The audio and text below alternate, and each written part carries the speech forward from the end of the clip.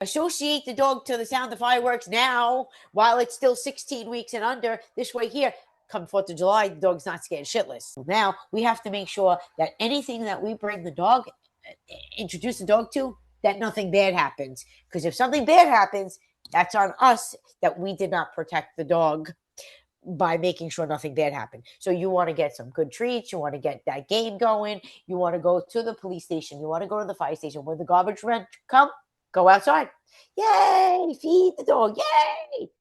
This way here. Oh, okay. Nothing bad happened.